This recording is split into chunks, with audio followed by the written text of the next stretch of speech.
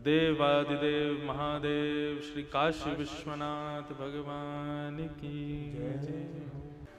ठाकुर जी की कथा सुनवे के सबसे बड़े रसिया दो ही हैं, एक तो श्री अनंत बलवंत हनुमान जी महाराज और दूसरे श्री विश्वनाथ महाप्रभु। कुछ ना कहे, कुछ ना करे, कोई नियम ना करे, कोई विशेष पूजा ना करे, लेकिन ठाकुर जी को केंद्र में रख करके, विश्वनाथ को केंद्र में रख करके, श्री हनुमान जी को केंद्र में रख करके यदि भगवत चर्चाओं को कहना प्रारंभ कर दे तो ठाकुर जी उससे बड़े प्रसन्न होते हैं, विश्वनाथ उससे बड़े आनंदित होते हैं। गोस्वामी तुलसीदास जी ने जब मानस की रचना की, कई बड़े बड़े विद्वानों ने उनकी मन से प्रकट हुई मानस को स्वीकार नहीं किया जब उन्होंने लिखी थी। यह संसार का एक नियम चलता आया है कि जब व्यक्ति कुछ विशेष करता है और वो व्यक्ति जिस समय होता है उस समय उसकी हम लोग कदर नहीं करते, जब वो चला जाता है तब याद आता है कि उसने हमें क्या दिया था। जब मानस का प्रादुर्भाव हुआ यहीं काशी में, गोस्वामी तुलसीदास जी ने जब मानस को प्रकट किया, कईयों ने उसको स्वीकार नहीं किया। तब उन्होंने जाकर के विश्वनाथ से प्रार्थना की, हे विश्वनाथ, यहां बड़े बड़े विद्वान मेरे इस भाव को स्वीकार नहीं कर रहे हैं। यदि आपने स्वीकार किया तो मैं मानूंगा कि मुझे जो दर्शन हुआ, क्योंकि रामचरित्र मानस गोस्वामी तुलसीदास जी ने लिखी नहीं है,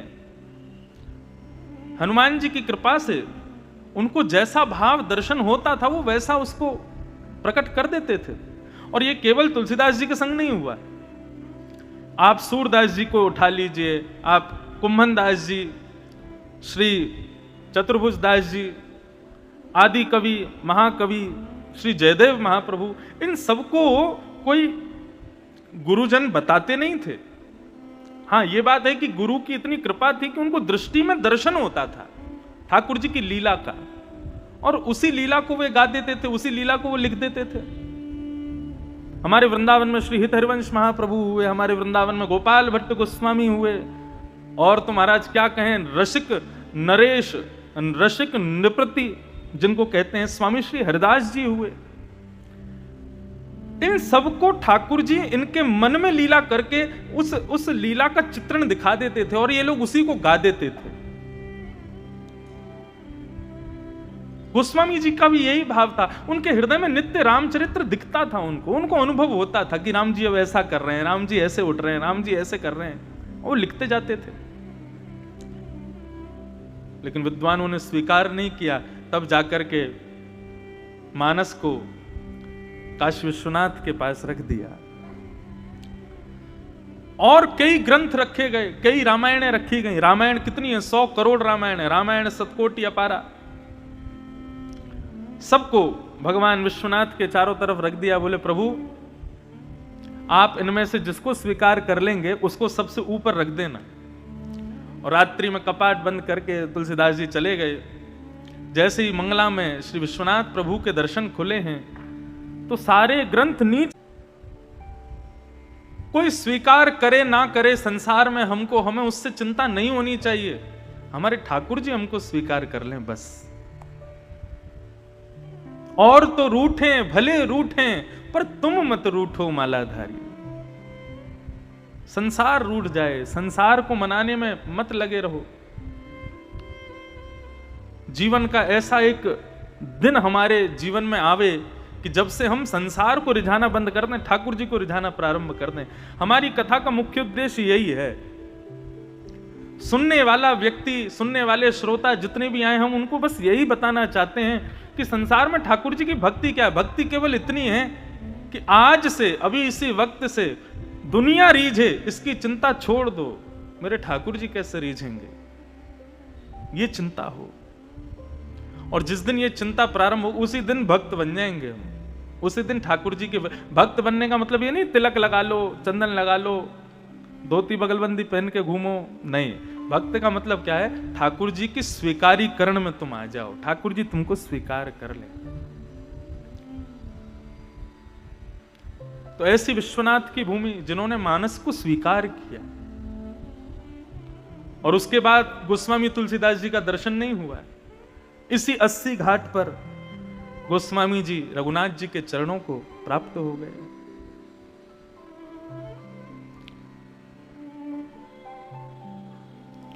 रसिक ठाकुर जी की भक्ति का प्रादुर्भाव आचार्यों ने इस 80 घाट पर अपनी समस्त भक्ति भाव को, अपनी समस्त वैष्णव शक्तियों को स्थान दिया।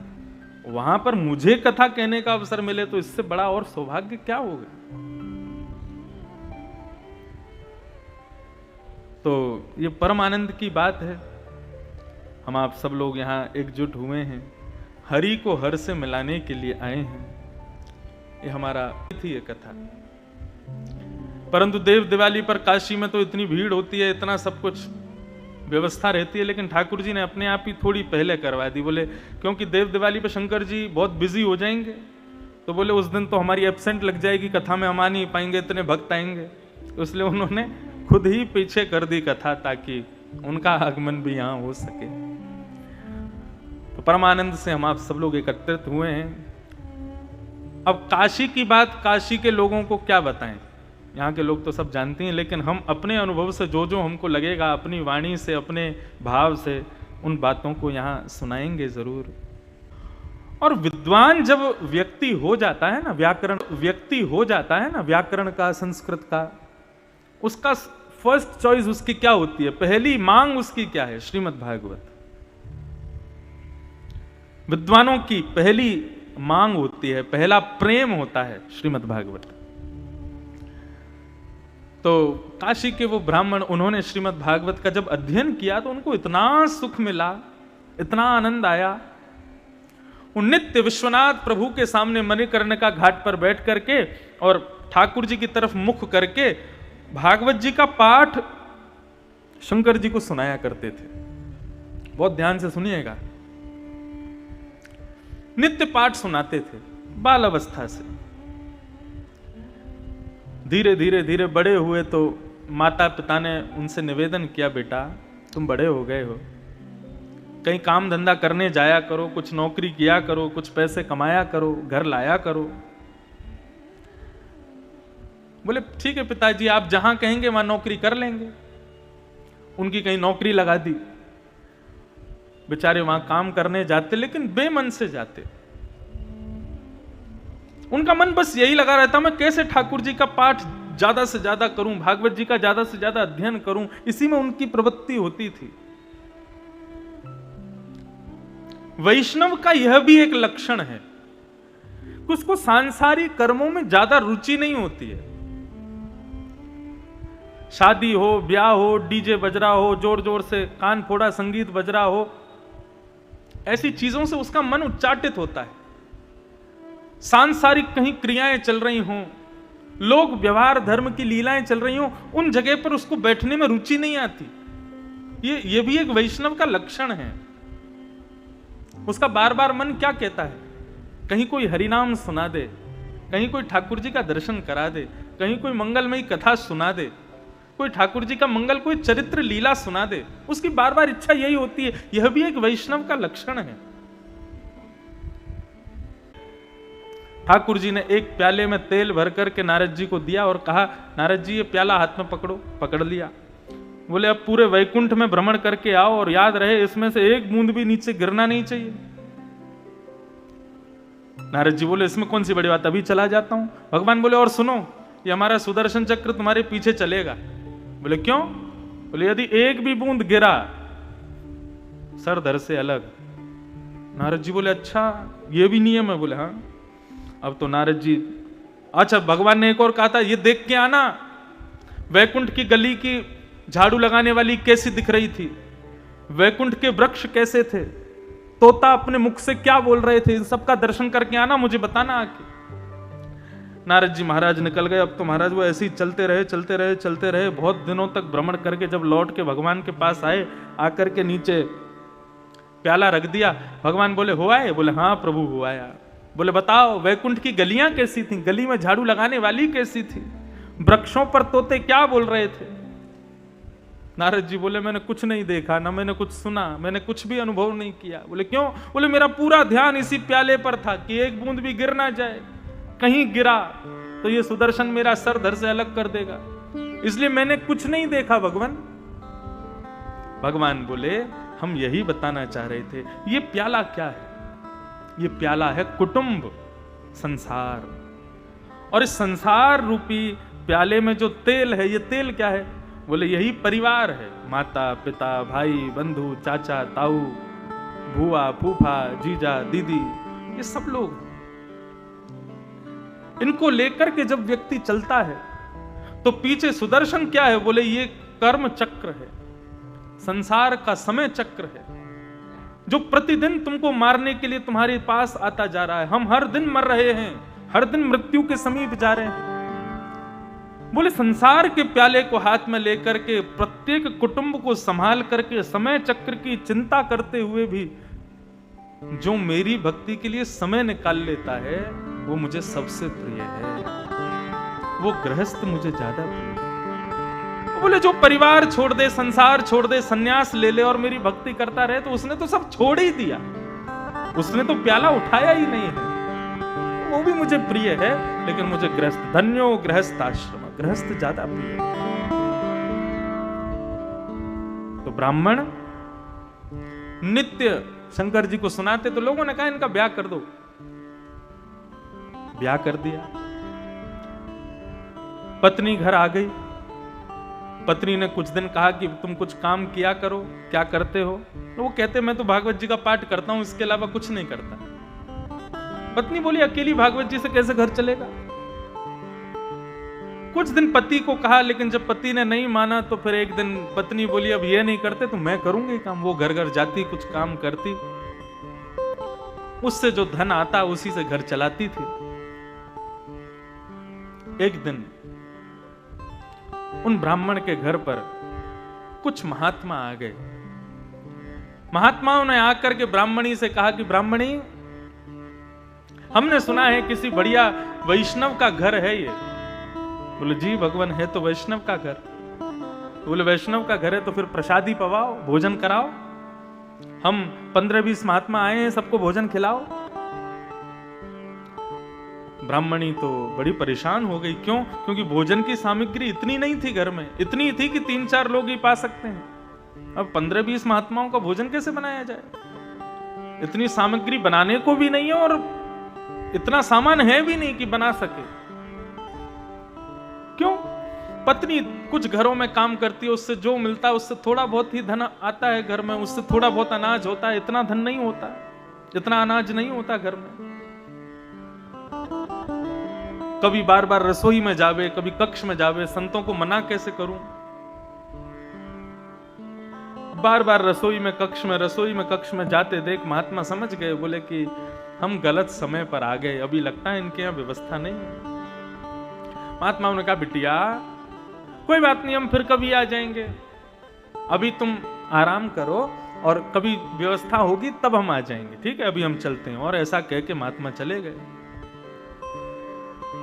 बंधुओं, कभी संत घर आवे, ब्राह्मण घर आवे और बिना कुछ लिए और बिना कुछ दिए जावे, इससे बड़ा अभाग्य हमारा कुछ नहीं हो सकता।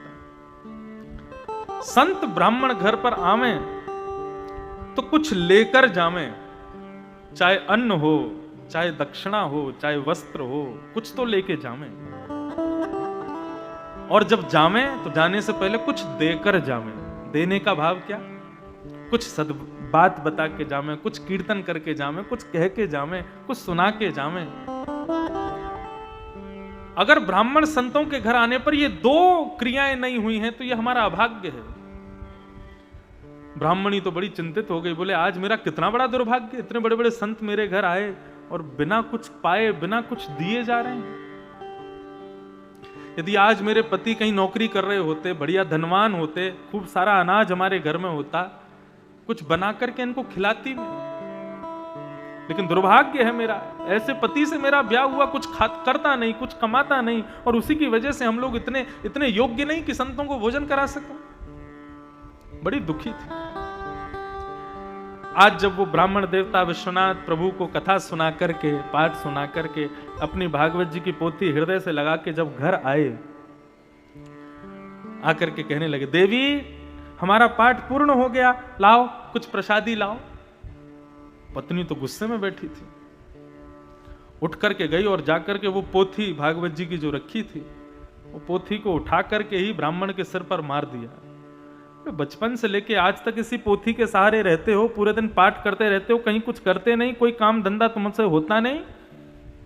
आज तुम्हारी वजह से हमारे घर से संत भूखे चले गए। क्या दिया है भागवत जी ने आज तक हमको? नित्य इन्हीं की शरण में बैठे रहते हो और कहते हो ये कृष्ण है, ये पोथी नहीं है, ये कृष्ण है, ये कोई ग्रंथ नहीं है, ये साक्षात कृष्ण है। क्या दिया कृष्ण ने हमको? कुछ भी तो नहीं दिया। आज संत भूखे चले गए इन भागवत जी की वजह से हमारे घर से। चले जाओ, निकल जाओ घर से, और इनको लेकर के वहीं गंगा के किनारे बैठे रहना, घर लौट करके मत आना। अपने आप घर चला लूंगी, बच्चों को देख लूंगी, तुम्हारी जरूरत नहीं है मुझे। खूब भला बुरा कहा, अपने हृदय से लगा करके भागवत जी को ब्राह्मण चले गए। बोली, अरे पगली, मुझे कुछ भी कहती, लेकिन तुमने तो साक्षात कृष्ण को कोसा। और भागवत जी से क्षमा कहने लगे, हे कन्हैया, मैं जानता हूं तुम कृष्ण हो, क्योंकि जब मैं भागवत खोलता हूं तो मुझे काले अक्षर नहीं दिखते, ये काले काले अक्षरों में कृष्ण दिखते हैं। वो अभागी है, वो जानती नहीं है, उसको क्षमा कर देना कन्हैया। और रुदन करते हुए गंगा के तट पर आए और पुनः विश्वनाथ भगवान के सन्मुख बैठ करके पाठ करने लगे।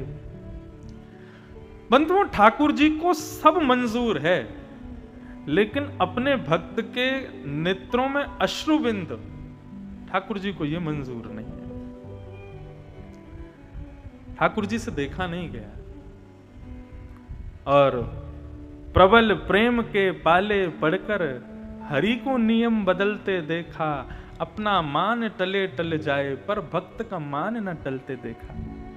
हमारे श्री राधा रमण लाल, हमारे श्रीनाथ जी एक छोटे से बालक का रूप धारण करके वाराणसी की गलियों में प्रकट हो गए। सिर पर एक स्वाफा बांधा, घुंघराले केश हैं, ऊंची ऊंची धोती पहनी, हाथों में पद्मराग के कड़ूले पहने, ये कटाक्ष नेत्र, घुंघराले केश, अलकावली मुखमंडल पर छा रही है। और ठाकुर जी के इतने सारे रूप देखे, बंशी वारे देखे, राधा जी के संग वारे देखे, ये गिरधर रूप वारे देखे, लेकिन काशी में तो अद्भुत रूप में ठाकुर जी आए। कैसे? बोले, जैसे कोई बेचने वाला अपनी सामग्री सिर पर रख करके गली गली घूमता है, ऐसे ही एक डलिया में ना जानो क्या लेकर के कुछ बेचने की भावना से ठाकुर जी इस काशी की गलियों में घूम रहे हैं, वाराणसी की गलियों में घूम रहे हैं। जिस गली से निकले, जिस घर के सामने से निकले, वही देखता रह जाए, अरे इतना सुंदर बालक, ये कौन है, ये किसका है? और गली गली घूमते हुए, अपनी सुंदर महक से पूरे काशी को महकाते हुए लाल जी सीधे पहुंचे उस ब्राह्मण के घर। और ब्राह्मण के घर में जाकर के जैसे ही गेट खटखटाया, ब्राह्मणी ने गेट खोला। गेट खोलते ही पहले तो देखती रह गई, इतना सुंदर बालक, ये कौन है, ये कहां से आया है? कहने लगी, कौन हो भैया, हमें कुछ नहीं चाहिए, क्या बेचने आए हो, हमें कुछ नहीं लेना है, चले जाओ यहां से। ठाकुर जी इशारा करने लगे। बोले, इशारा क्या कर रहे हो, बोलो। ठाकुर जी बोले, बोलना नहीं आता, हम गूंगे हैं। अच्छा, गूंगे हो? बोले, आओ अंदर आओ। ठाकुर जी अंदर गए और अंदर जाकर के डलिया रख दी, और डलिया रख दी तो ब्राह्मणी बोली, ये डलिया क्या है, कौन हो, क्या क्या काम क्या है, क्यों आए हो? तो ठाकुर जी ने अपने गोजा में से, इसको गोजा बोलते हैं, गोजा मतलब पॉकेट, गोजा मतलब जेब, हमारी ब्रजभाषा में इसको बोलते हैं गोजा। ठाकुर जी ने अपने गोजा में से एक पत्र निकाल करके ब्राह्मणी को दिया, और दे करके ठाकुर जी तुरंत वहां से प्रणाम करके चले गए। ब्राह्मणी बोली, अपनी डलिया तो ले जाओ। ठाकुर जी बोले, रखो वहीं, निकल गए। ठाकुर जी तो चले गए। जैसे ही ब्राह्मणी ने पत्र खोला तो पत्र में लिखा था, तुम्हारे पति तुमसे बिना बताए हमारी मजदूरी करते हैं, लेकिन अपनी तनख्वाह कभी हमसे लेते नहीं हैं। बचपन से हमारी मजदूरी करते आए हैं, आज तक कभी हमसे तनख्वाह नहीं ली, लेकिन आज हमको किसी ने बताया उनको बहुत जरूरत है, इसलिए उनकी जीवन भर की जितनी तनख्वाह है, उनकी जितनी रोजगारी होनी चाहिए, हम सब तुमको देने आए हैं। और ऐसा कहकर के ठाकुर जी तो चले गए। ब्राह्मणी ने जैसे ही डलिया से कपड़ा हटा करके देखा रहा तो हीरे जवाहरात मोती सोना चांदी ना जाने कैसे कैसे रत्नों से भरी हुई डलिया। ब्राह्मणी बोली, राम राम राम राम, मैंने आज अपने पति को क्या नहीं कहा, कितना बुरा भला सुनाया। मुझसे छुप करके मुझे बिना बताए कहीं मजदूरी करते थे। अपने बालक को भेजा, बेटा जा मणिकर्णिका घाट पर विश्वनाथ प्रभु के सामने तुम्हारे पिताजी बैठे होंगे, उनसे जाके कहना चलो पिताजी घर चलो, मैया ने बुलाया है। बालक दौड़ करके गया, जाकर के कहने लगा, पिताजी माँ ने घर बुलाया, आना आप। बोले बेटा तुम जाओ, मैं शाम तक आऊंगा।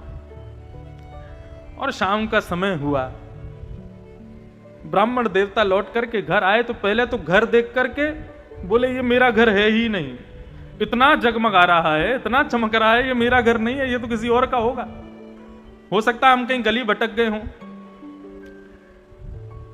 तभी किसी ने बताया, बोले नहीं महाराज आप भटके नहीं हो, यही सही स्थान है, यही सही घर है, ये आपका ही घर है। बोले अच्छा। भीतर प्रवेश किया तो महाराज इतने सारे सुंदर सुंदर रत्नों को पहन करके, सुंदर साड़ी पहन करके, बिल्कुल सुंदर रूप धारण करके पत्नी सामने खड़ी है, सोने की थाली में आरती कर रही है, पुष्प वर्षण कर रही है, स्वागत कर रही है। ब्राह्मण बोले, देवी सुबह तो तुम्हारा विचित्र रूप था, अब तुम्हारा रूप कुछ और हो गया, ये इतनी जल्दी लक्ष्मी की कृपा तुम पर कैसे हो गई? ब्राह्मणी बोली, सब जानते हो फिर भी हमसे झूठ बोलते हो। बोले क्या जानता हूं मैं, क्या कह रही हूं, मुझे कुछ समझ नहीं आ रहा। हाथ पकड़ करके लेकर के गई और कक्ष में जाकर के बिस्तर पर सारे हीरे जवाहरात मोती चांदी सब रखे। तो बोले ये कहां से लाई हो इतना? बोले तुम्हारा गूंगा मालिक आया था आज। बोले गूंगा मालिक? मेरा गूंगा मालिक? हाँ तुम्हारा गूंगा मालिक आया था, है बड़ा सुंदर, छोटा सा था, बौना होगा लेकिन सुंदर था। गूंगा था, बोलना नहीं आता बेचारे से। देखो भगवान कैसी लीला, इतना सुंदर बनाया लेकिन गूंगा बनाया। बोले किसकी बात कर रही हो? अरे वो पत्र दे के गया मुझको।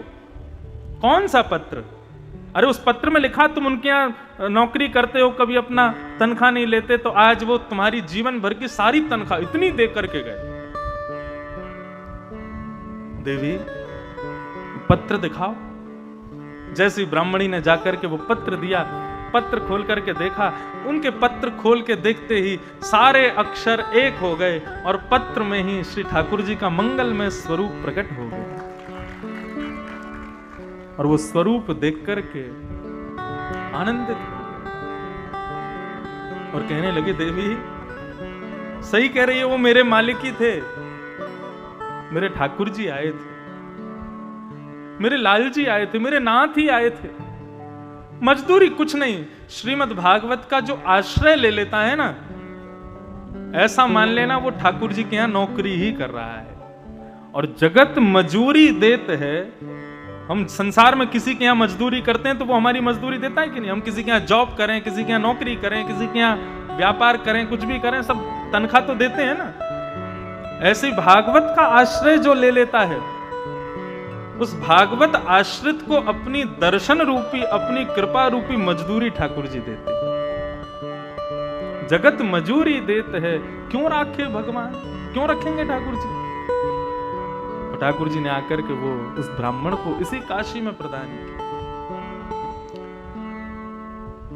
तो श्रीमद् भागवत साक्षात कृष्ण का स्वरूप है। और इस कथा से बंधुओं कुछ मिले ना मिले, एक चीज लेकर के जाना, भागवत का कोई भी एक श्लोक याद कर लेना, कोई भी एक स्तुति याद कर लेना, कोई भी एक गीत याद कर लेना, और जब जब आप अपने काशी विश्वनाथ जी का दर्शन करने जाओ, मंदिर प्रांगण में कहीं कोने में बैठ करके वो श्लोक गा करके सुना देना, वो सुंदर पद गा के सुना देना, वो सुंदर भाव गा के सुना देना। विश्वास मानिएगा, लाखों लोग दर्शन विश्वनाथ का करने आते हैं, लेकिन विश्वनाथ केवल तुम्हारा दर्शन करेंगे, विश्वनाथ केवल तुमको सुनेंगे। और मुझे पता है हम यहाँ कथा कर रहे हैं, लेकिन उनका मन नहीं लग रहा वहां पे, वो वहां से यहीं कान लगा के बैठे होंगे, क्या बात चल रही है, कैसी कथा चल रही है, क्या हो रहा है। यही तो आनंद है, यही सुख तो देने आए हैं हम उनको। श्रीमद् भागवत साक्षात कृष्ण है, उन कृष्ण का आश्रय लेने के लिए हम आए हैं, हम पधारे रूप में साक्षात महादेव हैं। और सखी क्यों ना हो, ये तो गोपी हैं, ये गोपेश्वर हैं, गोपियों के भी ईश्वर हैं। हमारे वृंदावन में आपके विश्वनाथ नथनी लगा के बैठे हैं, गोपी बन के बैठे। बोल गोपेश्वर महादेव की जय। साक्षात गोपेश्वर बन करके बैठे हैं। तो ठाकुर जी के 3 रूप हैं, रूप और स्वरूप, दोनों में भेद है। स्वरूप अनेक हो सकते हैं, लेकिन ठाकुर जी के रूप 3 ही हैं। चाहे वो काशी विश्वनाथ हो, चाहे वो वृंदावन बिहारी लाल हो, चाहे वो केदारनाथ हो, चाहे बद्रीनाथ हो, ठाकुर जी के स्वरूप बहुत सारे हैं, लेकिन प्रत्येक ठाकुर जी के रूप 3 ही हैं। ये 3 रूप काशी विश्वनाथ के भी हैं, ये 3 रूप हमारे ठाकुर जी के भी हैं। कौन कौन से? पहला सत्य, ठाकुर जी सत्य स्वरूप हैं। ठाकुर जी का दूसरा स्वरूप क्या है? चैतन्य, वो चिद स्वरूप है। चिद का भाव क्या है? चैतन्य का भाव क्या है? वे सब घट व्यापी हैं। हमको सर्दी लगती है, हमको गर्मी लगती है, हमको पसीने आते हैं, हमको ये सब अनुभव होता है। क्यों? क्योंकि हम चैतन्य, हम जड़ नहीं हैं। और काशी में ऐसा कह दिया जाए तो भी कोई अतिशयोक्ति नहीं, जड़ चैतन्य दोनों का समावेश संगम होता है काशी में। क्यों? चैतन्य तो हम सब बैठे हैं, और जड़ कहाँ है? बोले मणिकर्णिका का घाट पे जितने भी जल रहे हैं सब जड़ हैं, और एक आध कोई जल रहे हो ऐसा नहीं। जितने जल रहे हैं उतने ही नहा रहे हैं, उतने ही वेटिंग में खड़े हैं, उतनी गली में खड़े हैं। यहाँ तो लाइन लगी रहती है महाराज। पहले पिताजी महाराज की कथाओं में मैं सुनता था मणिकर्णिका घाट के बारे में। पिताजी बताते थे, बोले भैया मरना आश्चर्य नहीं है, यदि मृत्यु देख करके आश्चर्य होता है तो काशी के मणिकर्णिका घाट पर जाकर के देखो, तुम्हारा आश्चर्य नष्ट हो जाएगा। क्यों? और मुझे तो कल मेरा तो और दूसरा आश्चर्य नष्ट हुआ। मणिकर्णिका पे तो इतनी भीड़ लगी रहती है, लाइन से जल रहे हैं, और अब तो डबल मंजिल, ऊपर भी जल रहे हैं, नीचे भी जल रहे हैं, इधर उधर जहां जगह मिल जाए वहीं चिता लगा के महाराज संस्कार हो रहा है। उतने ही नहा रहे हैं और वेटिंग में खड़े हैं गली में, कब हमारा नंबर आवे तो हम भी जलें। लेकिन कल मैंने एक और बड़ा विचित्र देखा, पहली बार देखा। एयरपोर्ट से जब मैं आ रहा था तो टम्पो में अंदर तो लोग बैठे थे, ऊपर किसी का शव बांध करके लेके जा रहे थे। ये मैंने पहली बार देखा। मैं तो एक बार घबरा गया, हृदय बिल्कुल, मैंने कहा अरे बाप रे, मैंने कहा ये गति। कंधे पे तो देखे, मैंने टम्पू में पहली बार देखा है। अभिषेक जी बता रहे, बोले महाराज जी आसपास के गांव के लोगों की सबका यही भाव है कि काशी में ही। क्यों? काशी में स्वयं भगवान शिव कान में आकर के राम नाम कहते हैं, राम तारक मंत्र सुनाते हैं। तो मोक्ष द्वार है, यहां से मुक्ति कन्फर्म है। लेकिन इस प्रकार भी शव आते होंगे, ये मैंने पहली बार देखा। एम्बुलेंस के भीतर आते हैं और भी कई तरीकों से आते हैं, लेकिन छत पर रख करके कहां से बेचारा चल के आ रहा होगा। और भीतर लोग रो रहे थे टम्पू में अंदर। मैंने कहा ये तो धूप से बच रहे हैं, ऊपर वाले को पूरी धूप लग रही है। और उसकी माला लहरा रही थी और उड़ उड़ के गिर रही थी पीछे वाले लोगों पर। मैं देख के मैंने कहा जय हो। कस के रस्सी से बांध रखा था टम्पू, कहीं दच्चियों में उछक जाए तो सब बेचारा पकड़ के बैठा था कि अभी गिर नहीं जाऊं मैं नीचे। यह भी एक आश्चर्य था। मृत्यु आश्चर्य नहीं है। तो हम सब कौन है? हम सब चैतन्य। ऐसे ठाकुर जी हमको चैतन्य करने वाले, वे साक्षात चैतन्य स्वरूप हैं। ठाकुर जी को जड़ नहीं मानना चाहिए कभी भी। तो भगवान का पहला स्वरूप है वे सत्य है, दूसरा रूप है वो चैतन्य है, और तीसरा आनंद स्वरूप है। तीन कर्म हैं विश्वोत्पत्त्यादि हेतवे, विश्व की उत्पत्ति करना, विश्व का पालन करना और विश्व का संहार करना। ये तीन ठाकुर जी के काम हैं। अच्छा, इसमें भी विभाजन है। सृजन का कार्य ब्रह्मा जी के पास है, पालन का कार्य हमारे नारायण के पास है, और संहार का काम साक्षात महादेव के पास है। क्यों? पहले करके देखा था। पहले महादेव को सृजन का कार्य दिया। ब्रह्मा जी ने पहले विचार किया कि हे महादेव एक काम करो, आप सृष्टि बनाओ। शंकर जी बोले अच्छा हम बनाएं? बोले हाँ। बोले हमारी ड्राइंग अच्छी तो नहीं है। नहीं अच्छी नहीं है, बहुत अच्छी है, कुछ ज्यादा ही अच्छी है, साधारण लोग समझ नहीं पाएंगे। बड़े बड़े कलाकार होते हैं तो उनके जब एग्जीबिशन होती है उसमें जाकर के देखो तो महाराज नीचे लिखा होगा कितने की पेंटिंग है, 12 लाख की, और पेंटिंग पे जब देखोगे तो क्या, तो ऐसे ही पुरुष मार रखा है, बस कुछ बना नहीं है उसमें। और बेचारा कोई आदमी इतनी सुंदर सुंदर कला बनाता है, कितने की है भैया? 500 रुपए की है, 1000 रुपए की, कितने सस्ते में बिक जाती है। और बड़े बड़े कलाकार ऐसे ही पुरुष घुमा देते हैं तो वही लाखों की बिकती है। तो हमारे महादेव उस कोटि के कलाकार हैं। ब्रह्मा जी बोले एक बार दिखाओ तो सही, कैसी सृष्टि करोगे? ब्रह्मा जी बोले, शंकर जी बोले अभी जाते हैं।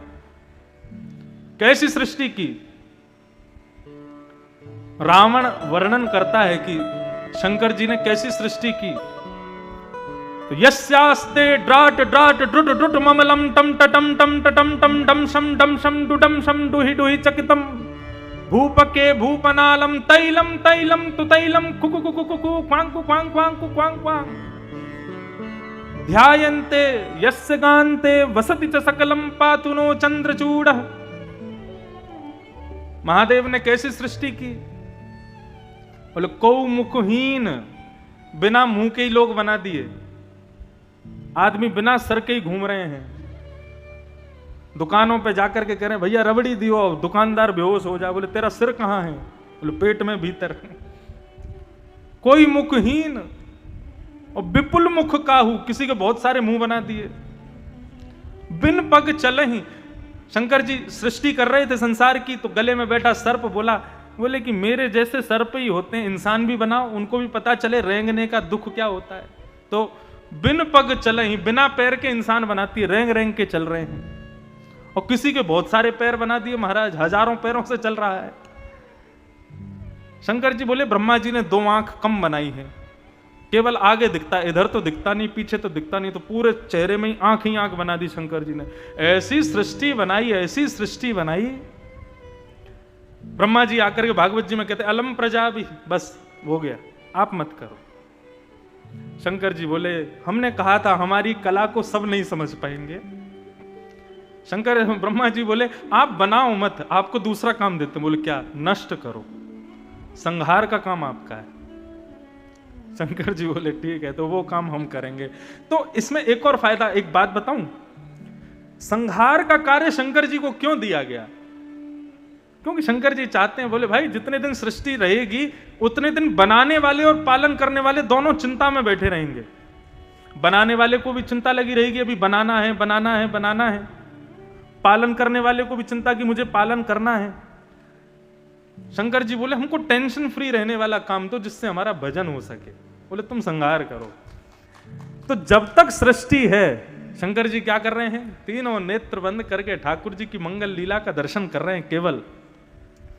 और जब संहार का समय आएगा तो दोनों जब थक जाएंगे, ब्रह्मा और विष्णु दोनों जाके कहेंगे भैया अब संहार करो। तीनों नेत्र खोल करके तुरंत भ्रगुटी टेढ़ी करेंगे महाराज। शंकर जी की भ्रगुटी टेढ़ी होते ही पूरा संसार तहस नहस ध्वस्त, एक क्षण में ही खत्म। बस शंकर जी को संहार का कार्य इसलिए दिया क्योंकि वो जब तक सृष्टि है तब तक फ्री रह करके भगवान का भजन कर सके, इसलिए उनको संहार का कार्य। यदि सृजन या पालन दे देते तो शंकर जी भगवत कथा से, भगवत स्मरण से विमुख हो जाते, उससे वंचित हो जाते। तो ऐसे त्रिकालावाधिक जो हैं, 3 रूप, 3 कर्म और 3 प्रकार के तापों से मुक्त करने वाले श्री कृष्ण को वयम नमः, हम सब प्रणाम करते हैं, उनको नमन करते हैं। भागवत का प्रारंभ होता है नमन से। मतलब ये बतानी चाहते हैं भागवत जी कि वैष्णव भक्त हों, ये ठाकुर जी को और कुछ नहीं दे सकते, केवल और केवल नमस्कार ही कर सकते हैं। हम केवल ठाकुर जी को प्रणाम कर सकते हैं, इसके अलावा हमारे पास देने को कुछ नहीं है। हम जो कुछ भी ठाकुर जी को देते हैं सब ठाकुर जी की कृपा से हमको प्राप्त है, कुछ नया नहीं। इसलिए केवल प्रणाम करो ठाकुर जी को। और यदि कुछ देने का भाव आवे तो अपना मन दो, अपना हृदय दो ठाकुर जी को। आगे अभी कथाएं आएंगी कई सारी। तो नैमिषारण्य क्षेत्र में 88,000 सौनकादि ऋषि बैठे हैं, मानव कल्याण के लिए यज्ञ कर रहे थे। तभी वहां पर श्री सूत जी महाराज का आगमन हुआ। और सूत जी महाराज के आगमन होते ही समस्त ऋषियों ने उनसे मानव कल्याण का मार्ग पूछा। कोई संत दर्शन हो, कोई अच्छे ब्राह्मण विद्वान दिखें, कोई अच्छे वक्ता दिखें, कोई अच्छे वैष्णव दिखें, तो उनसे और कुछ नहीं पूछना चाहिए, केवल और केवल भक्ति का मार्ग, भगवत मार्ग और अपने कल्याण का मार्ग, बस ये पूछना चाहिए। मैं अपना कल्याण कैसे करूं, और फिर वो जो कह दें उसको स्वीकार करूं।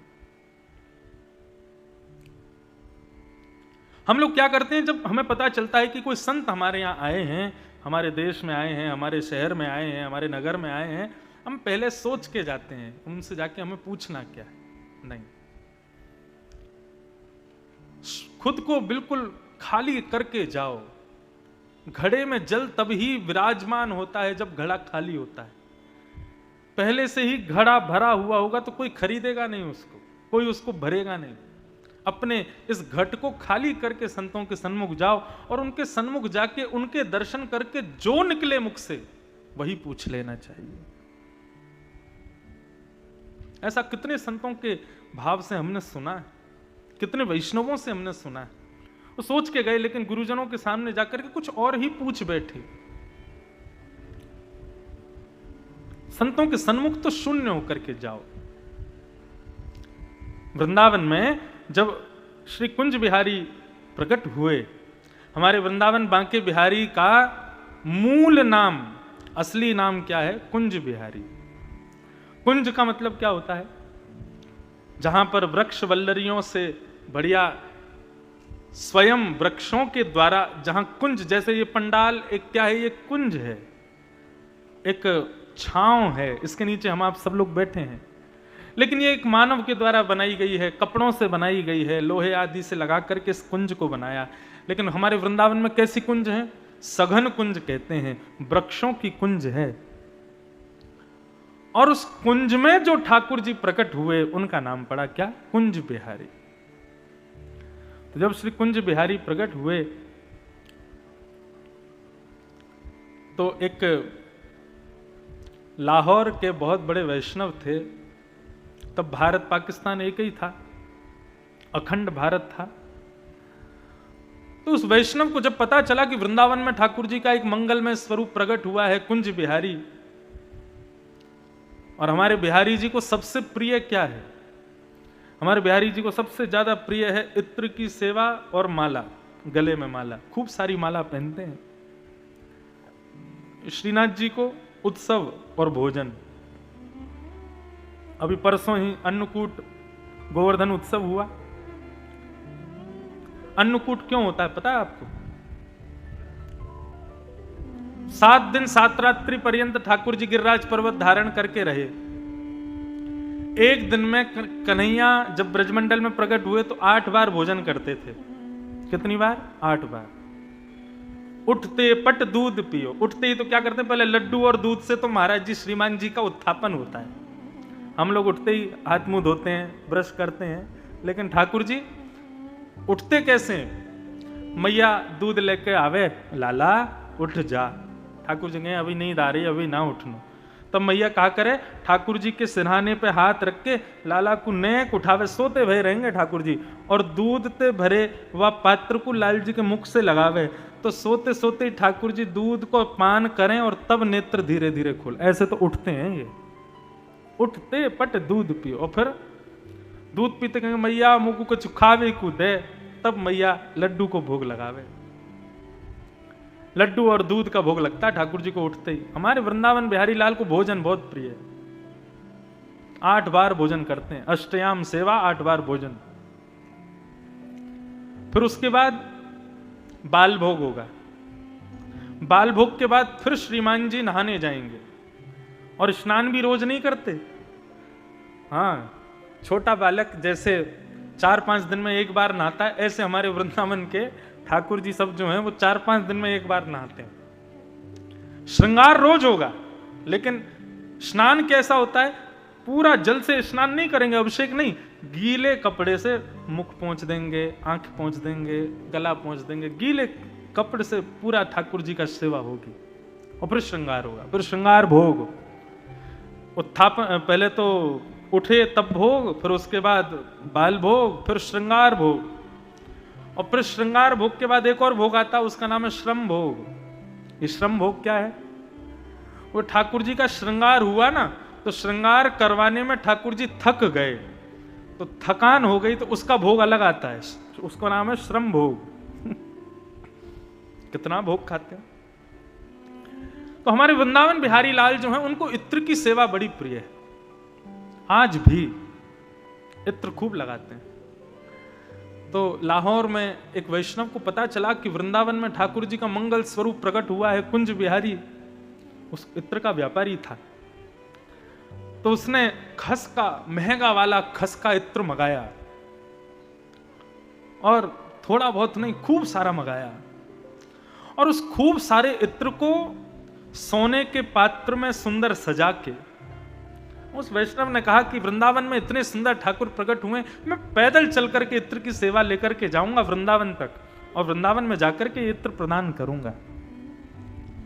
अब देखो यही बात, वैष्णव पहले से सोच करके ना जावे, वो वैष्णव कैसा। प्रेम तो किसे कहेंगे कि सामने हमारा प्रेमी हो और प्रेमी को देखते ही जो भाव प्रकट हो जाए, वो भाव हम प्रस्तुत करें, पहले से सोच के क्या जाना। प्रेम में पूर्व नियोजित कार्य नहीं होते, प्रेम में तो तत्क्षण जो व्यवस्था बन जाए वो कार्य स्वीकार किया जाता है, और उसी में ही आनंद होता है। हमारे अभिषेक जी ने पहले सोचा था देव दिवाली पे कथा होगी, लेकिन नहीं हुई। ठाकुर जी बोले मेरी इच्छा के सामने नहीं चलेगी तेरी, ये तो मैं अपनी इच्छा से ही करूंगा। खिसक गई अपनी आप डेट, पहले हो गई। तो प्रेम में पूर्व नियोजित नहीं होता कार्य, पहले से सोच के जाने लगे और मनी मन सोचने लगे मेरे द्वारा चढ़ाया गया इत्र बिहारी जी को लगेगा, पूरी कुंज में इत्र की सुगंधी हो जाएगी, वृंदावन में सब चर्चा का विषय बन जाएगा, अरे भैया कौन लेके आया हो इतना बढ़िया इत्र, मन में पहले ही सोचते हुए जा रहे थे। इत्र की ऐसी सुगंधी कि जिस नगर से वो निकलते उस नगर के लोग इत्र की सुगंधी सुनते, भैया कहां से आ रही है, बोले एक वैष्णव वृंदावन जा रहा है, लाहौर से इत्र लेकर के आया है। तो कई लोग तो उनके संग ही चल देते, चलो हम भी चलेंगे, हम भी कुंज बिहारी का दर्शन करेंगे। जब तक वृंदावन आया तब तक तो इतनी भीड़ हो चुकी थी उनके साथ में। वृंदावन जब पहुंचे तब दोपहर का समय था, बिहारी जी के कपाट बंद थे। हमारे वृंदावन का भाव ऐसा है कि दोपहर में ठाकुर जी शयन नहीं करते। लोग सोचते हैं कि राजभोग होने के बाद में दोपहर के प्रसादी के बाद मंदिर बंद हो जाते हैं 1 बजे, फिर खुलते हैं शाम को 5 बजे, तो ठाकुर जी सोते थोड़े ही हैं। ठाकुर जी राजभोग पाने के बाद में फिर गैया चराने जाते हैं, और जितनी देर गैया चराते हैं उतनी देर ठाकुर जी दर्शन नहीं देते, इसलिए दोपहर में मंदिर बंद रहते हैं। और फिर कब खुलते हैं, शाम जब सूर्य अस्त होने को लगता है। अब क्या भाव आता है, अब ठाकुर जी वापस आ गए गैया चरा के, तब दर्शन होते हैं। दोपहर में पहुंचे, मंदिर बंद था। वैष्णवों ने कहा कि भैया इत्र लाए हो बिहारी जी के लिए, बोले हाँ भैया इत्र लाए हैं, बिहारी जी का मंदिर तो बंद है, अब क्या करें। बोले कोई बात नहीं, अभी 1-2 घंटे में बिहारी जी का मंदिर खुल जाएगा, तब तक तुम एक काम करो, यमुना के तट पर स्वामी श्री हरदास जी महाराज बैठे हैं, थोड़ी देर उनके पास बैठ करके उनका दर्शन कर लो। स्वामी श्री हरिदास जी जिन्होंने बिहारी जी को प्रकट किया, आप लोग कथाओं में आएंगे तो एक चीज का ध्यान रखना, यहां पर ब्रज के कई ऐसे संतों का, ऐसे भक्तों के नाम बताए जाएंगे, शायद सुने ना हो, लेकिन सुनकर के उनको अपने हृदय में स्थान दीजिएगा, क्योंकि भक्त जब हृदय में बैठेंगे तब हमको उनके योग्य बनाएंगे। तो स्वामी श्री हरिदास जी महाराज यमुना के तट पे बैठे, थोड़ी देर उनके पास बैठ लो जाके। ठीक, जैसे गए स्वामी श्री हरिदास जी मानसी सेवा में बैठे थे। सेवा के अनेक रूप होते हैं, हम लोग जो करते हैं वो सेवा कैसी, एक तो होती है पूजा और एक होती है सेवा। पूजा कौन सी होती है? पूजा जो अधिकतर संसार के लोग करते हैं, चाहे सर्दी हो चाहे गर्मी, शंकर जी पे गर्म जल चढ़ा रहे हैं, ठंडा जल चढ़ा रहे हैं, उनको सर्दी ना लग जाए कोई बात नहीं, जैसा है चढ़ा देंगे, हाथों की अंगूठियां भी नहीं उतारेंगे, उसी से रगड़ा मार देंगे, शंकर जी की आंख नाक एक हो जाती हैं, त्रिपुंड लगा देंगे, चरणों में प्रणाम कर देंगे, जय हो भोले बाबा, ब्रुम ब्रुम ब्रुम करेंगे। ये पूजा है, ये सेवा नहीं है। सेवा में तो अपने स्वामी के सुख का विचार किया जाता है।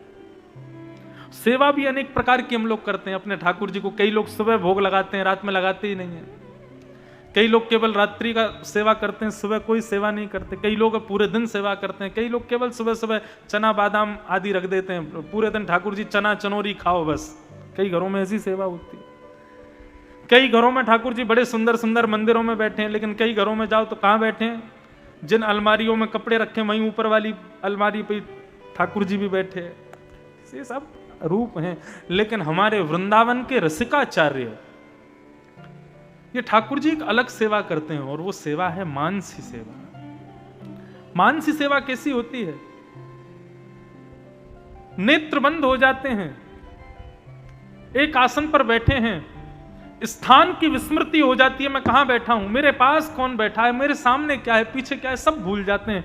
नेत्र बंद करके अपने हृदय में एक अलग कुंज निर्माण की जाती है, और उस कुंज में प्रिया प्रियतम का मंगल स्वरूप प्रकट करके हम उनके सहचर भाव से, उनके दास्य भाव से उस कुंज में प्रवेश कर जाते हैं। वो मानसी सेवा है।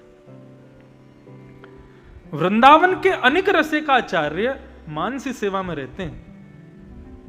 नेत्र बंद करके ठाकुर जी को कुंज में ही लाड़ लड़ाते हैं।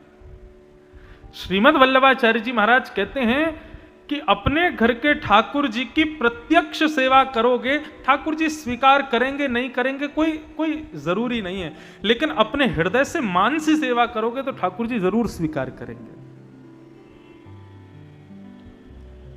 वल्लभाचार्य जी पास एक भक्त गया, उसने जाकर के कहा कि महाराज मैं इतना धनवान नहीं हूं कि ठाकुर जी का रोज भोग लगा सकूं, रोज श्रृंगार कर सकूं, रोज उत्सव कर सकूं, मैं क्या करूं, मैं कैसे सेवा करूं? श्रीमद् वल्लभाचार्य कहने लगे, बोले तुम मानसी सेवा करो। बोले मानसी सेवा कैसी होती है? बोले नेत्र बंद करके मन में विचार करो कि ठाकुर जी मेरे सामने बैठे हैं, मैं ठाकुर जी का श्रृंगार कर रहा हूं, ठाकुर जी को स्नान करा रहा हूं, ठाकुर जी का भोग लगा रहा हूं, इस भाव से करो। उसने वही किया, जाकर के बैठ गया और बैठ करके मन में विचार करने लगा, एक सामने चौकी है, चौकी पर ठाकुर जी बैठे हैं, अब चलो मैं इनका स्नान करा रहा हूं। अरे थोड़ा सा गर्म लेके आया हूं, ठाकुर जी को थोड़े से गर्म जल से, उष्ण जल से स्नान करा रहा हूं।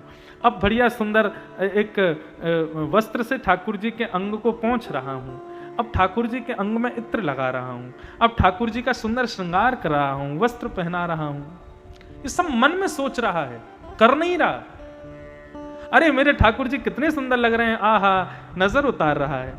अरे ठाकुर जी को भूख लगी होगी, दूध लेकर के आया, ठाकुर जी को दूध का भोग लगाऊंगा। अरे सादा दूध है, इसमें थोड़ी मिश्री तो डालूं, 1 चम्मच मिश्री डाल दी, 2 चम्मच मिश्री डाल दी, 3 चम्मच मिश्री, अरे मिश्री तो बहुत ज्यादा हो गई।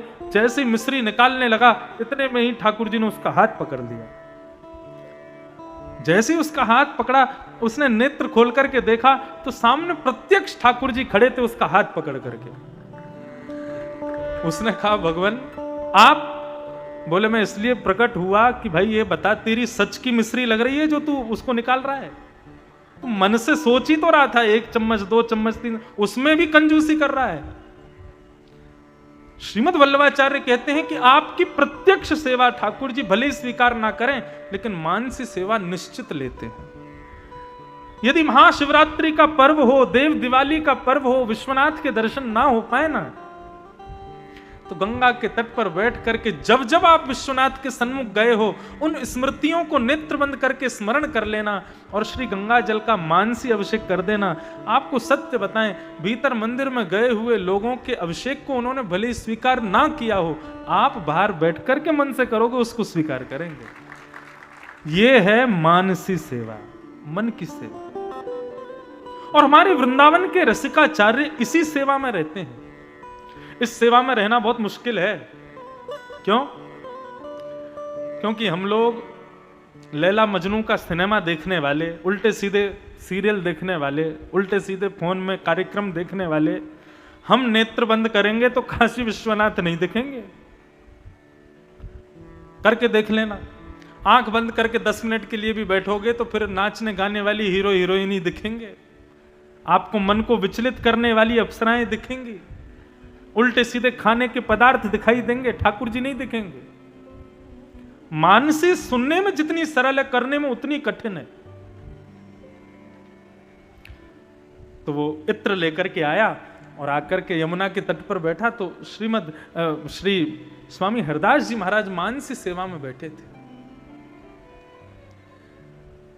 उसने जाकर के इत्र स्वामी श्री हरदास जी के सन्मुख रख दिया और ऊपर से ढक्कन और खोल दिया, और वो बिना ढक्कन खोले उसमें से इतनी महक आ रही थी। जैसे ही ढक्कन खोला तो महाराज पूरा वातावरण उस इत्र की सुगंध से सुगंधित हो गया। जितने लोग वहां बैठे थे सब आहा वाह वाह वाह वाह ऐसे आनंद करने लगे। स्वामी श्री हरदास जी महाराज अपनी मानसी में बैठे थे और मानसी में बैठे बैठे उनके चेहरे का आव भाव बदल गया, और बदलते ही वो ऐसे हाथ अपना घुमाने लगे, और घुमाते ही उनका हाथ पड़ गया उस इत्र के पात्र पर। इत्र के पात्र को तुरंत उठाया और उठा करके यमुना जी में फेंक दिया। इत्र तो फेंका ही फेंका, सोने का जो पात्र था वो भी फेंक दिया, और फेंक करके मुस्कुराने लगे, जय हो जय हो, जय जय श्री राधे, जय जय श्री राधे, श्री कुंज बिहारी, श्री कुंज बिहारी कह करके स्वामी श्री हरदास जी आनंदित हो गए। लेकिन वो भक्त क्या जाने कि यहां क्या हुआ था, उसका मन तो बड़ा उदास हो गया। बोले कि मैं इतनी दूर से इतना महंगा इत्र लेकर के और सोने के पात्र में पैदल चल करके आया कि कुंज बिहारी को अर्पित करूंगा, और ये बाबा जी ने मेरा इत्र भी फेंक दिया, मेरा पात्र भी फेंक दिया, कोई कीमत ही नहीं समझी उसकी। उसका मन उदास हो गया। उसी समय सोचने लगा, कुंज बिहारी को प्रणाम करता हूं, वापस चला जाऊंगा, जीवन में कभी नहीं आऊंगा वृंदावन। अरे यहां वस्तु का मोल नहीं जानते लोग। स्वामी श्री हरदास जी के जब नेत्र खुले, नेत्र खोल करके उस बालक को देखा, उसके सिर पर हाथ फेरने लगे। बोले जाओ, दर्शन खुल गए हैं, बिहारी जी का दर्शन कर लो, वैष्णवों का ले जाओ इनको, बिहारी जी का दर्शन कराओ। बिहारी जी के दर्शन करने के लिए जैसे ही निधिवन राज में प्रवेश किया, सघन कुंज में से उसी इंद्र की सुगंधी आ रही थी। जैसे ही उस वैष्णव ने जाकर के बिहारी जी को देखा, तो सिर के मुकुट से लेकर के नख तक उस इत्र में ही सराबोर श्री बिहारी जी खड़े हुए थे। मानो थोड़ी से चुचा रहा था इत्र ठाकुर जी के। ये दर्शन करके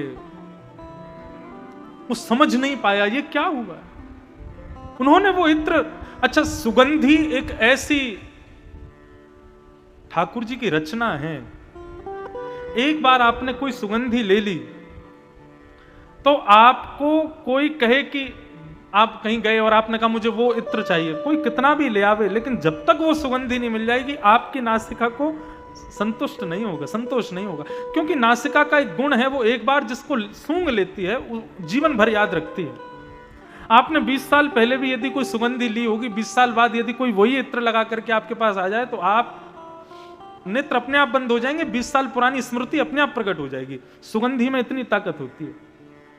उसको पता था कि ये इत्र मेरा ही है, उसकी सुगंधी से उसको पता चल गया था। तो बिहारी जी को प्रणाम किया, वो तो हैरान हो गया, दौड़ करके गया और स्वामी श्री हरदास जी के चरणों में गिर गया और कहने लगा, भगवान आपने मेरा इत्र का पात्र यमुना जी में प्रदान किया, यहां फेंक दिया था, तो वो फिर बिहारी जी को कैसे प्राप्त हुआ? मैं समझ नहीं पा रहा हूं, मुझे बताइए।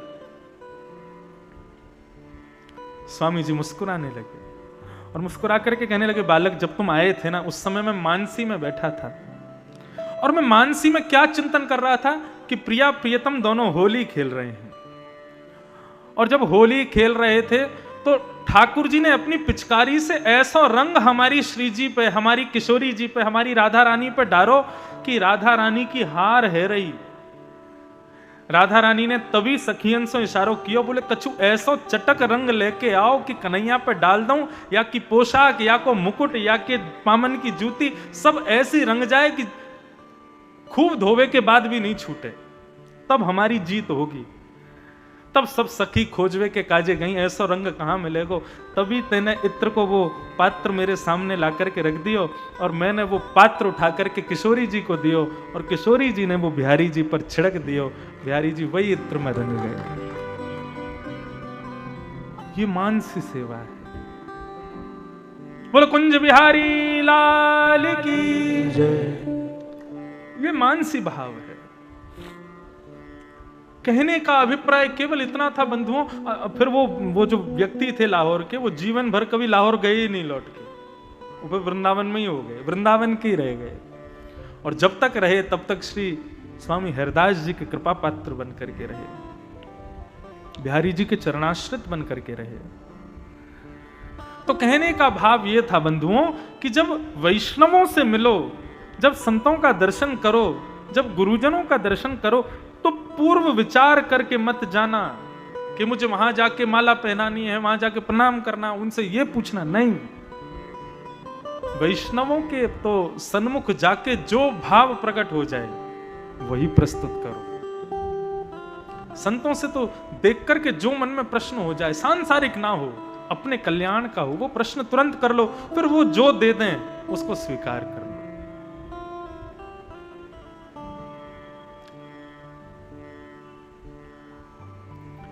सूरदास जी कहते हैं, गुरु के वचन अटल कर मानो, साधु समागम कीजे, मन रे कृष्ण नाम कह लीजे। गुरु के वचन अटल कर मानो। गुरु जो कह दे उसको मानो।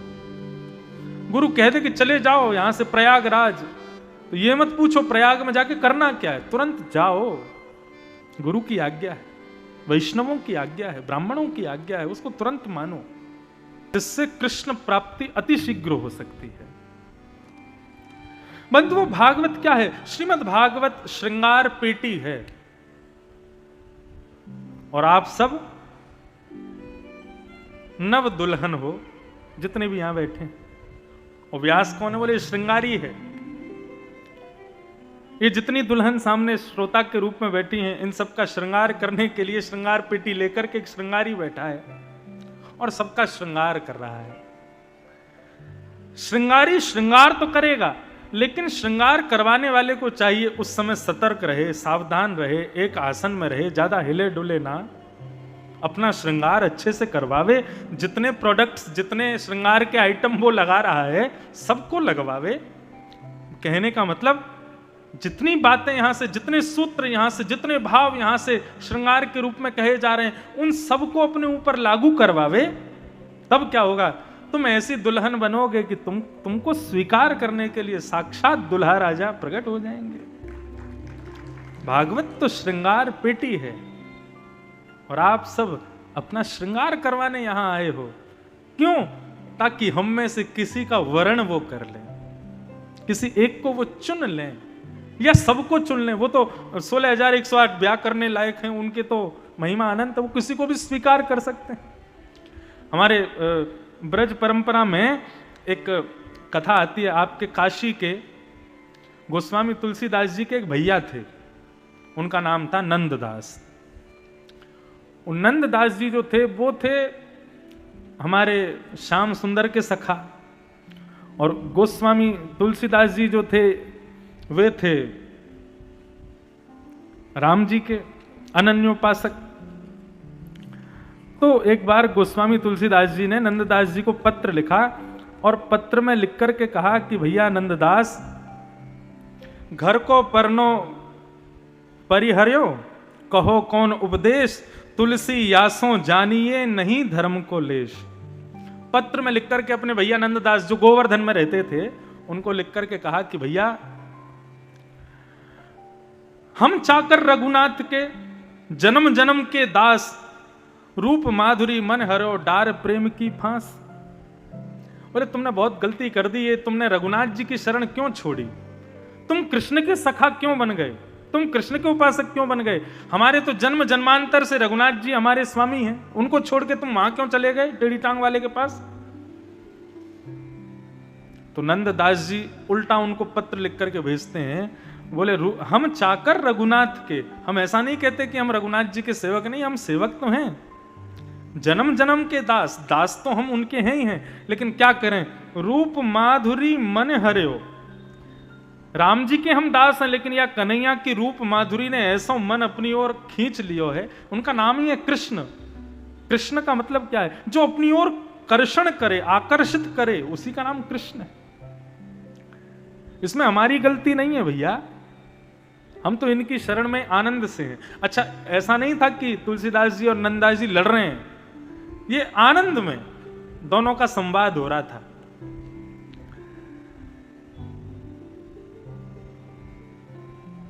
आहा, तुलसीदास जी ने दोबारा लिख करके भेजा, बोले धाम रुचे तो रहो अयोध्या, पुरी रुचे रहो काशी, और वन रुचे तो रहो दंडक वन में, गिरी कामद अविनाशी। बोले यदि धाम में रहने का मन करे तो अयोध्या से बढ़िया धाम नहीं है, और पुरी में रहने का मन करे तो काशी जैसी पुरी नहीं है, और वन में रहने का मन करे तो दंडकारण्य वन में रहो, और यदि गिरी कंदराओं में रहना हो तो चित्रकूट कामतानाथ जी में रहो। नंददास जी ने उल्टा पत्र लिख करके भेजा, बोले जो गिरी रुचे तो रहो गोवर्धन, अगर गिरी रुचे तो रहो गोवर्धन, गांव रुचे तो बसो नंद गांव में, नगर रुचे तो बसो मधुपुरी, शोभा सागर अति अभिराम, सरिता रुचे तो बसो श्री यमुना तट, सकल मनोरथ पूरन काम, नंददास कानन रुचे तो बसो भूमि वृंदावन धाम। नंददास जी ने उल्टा लिख के भेजा, बोले जो पर्वत में रहने का मन करे तो गिरिराज जी में रहो, गांव में रहने का मन करे तो नंदगांव में रहो, पुरी में रहने का मन करे तो मथुरापुरी में रहो, वन में रहने का मन करे, सरिता में रहने का मन करे तो यमुना के तट पर रहो, और वन में रहने का मन करे तो वृंदावन में रहो। वृंदावन से बढ़िया क्या है। तुलसीदास जी ने एक और पत्र लिख करके बोला, बोले कहा कमी रघुनाथ के छाड़ी कुल की कहानी, रघुनाथ जी में कमी क्या है तुम इनको छोड़ के चले गए। नंददास जी ने उत्तर लिखा, बोले अनुराग ही मन है गयो सुन मुरली की तान। बोले रघुनाथ जी में कोई कमी नहीं है, लेकिन मुरली की तान सुन करके हमारा मन अनुरागी है गयो। और बोले गलती तो हमारी नहीं आपकी है। तुलसीदास जी बोले हमारी क्या गलती। बोले आपने हमारा जन्म होते ही नाम रख दिया नंददास, अगर जन्म होते ही हमारा नाम रख देते रामदास, रघुनाथ दास, राघव दास, तो फिर हम उन्हीं के दास रहे। अब नाम ही रख दिया नंददास, तो फिर तो नंद के ही दास बन के रहेंगे। हमारे ब्रज के एक परम संत हुए, भागवत और राम कथा के बड़े अच्छे विद्वान, वे गाते हैं, दास रघुनाथ का नंद सुत का सखा, कुछ इधर भी रहा कुछ उधर भी रहा। बोले एक रघुनाथ जी के दास बन के मत रहो, एक नंद के ही दास बन के मत रहो, दोनों के दास बन जाओ। और इन दोनों के दास पता है कौन है? वहां नंद नंदन के संग भी सुख लेते हैं और राम के संग भी सुख लेते हैं। ऐसे तो काशी विश्वनाथ ही हैं, वृंदावन में गोपेश्वर बन के बैठे हैं, और वहां सेतुबंध पर चले जाओ तो वहां रामेश्वर बन के बैठे हैं। दोनों के सखा कौन है? बोले यही हैं, राम इनके हृदय हैं तो कृष्ण इनकी आत्मा है। दोनों में जो सुख लेवे वो परमानंदी है। और ऐसे परमानंदी कौन है? हमारे काशी विश्वनाथ दोनों तरफ आनंद लेते हैं, वहां ब्रज का भी सुख लेते हैं और अवध का भी सुख लेते हैं। दोनों में सुख लेते हैं। कोई भेद थोड़ा ही है, केवल वही बात है, एक ही ठाकुर जी की दो लीला है, एक मर्यादा की लीला है और एक लीला ही लीला है, दोनों भाव। इस कलिकाल में कृष्ण प्राप्ति का एकमात्र साधन श्रीमद् भागवत है। और भागवत क्या है? श्रृंगार पेटी है।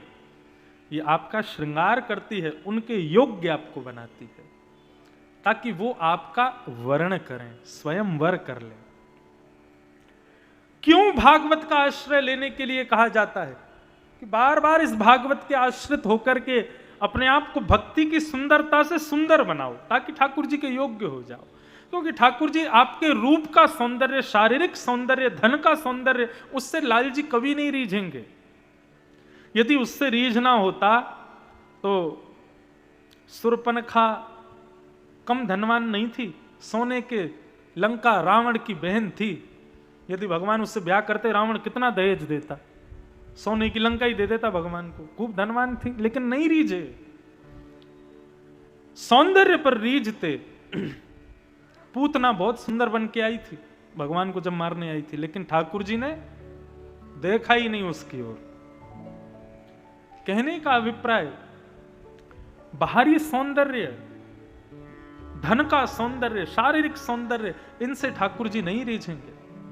शरीरम स्वरूपम तथावा कलत्वम रथश्चारु रुचिरम धनम मेरुतुल्यम मनश्रेन लग्नम कृष्ण पादार विंदम ततः किम ततः किम ततः किम ततः किम।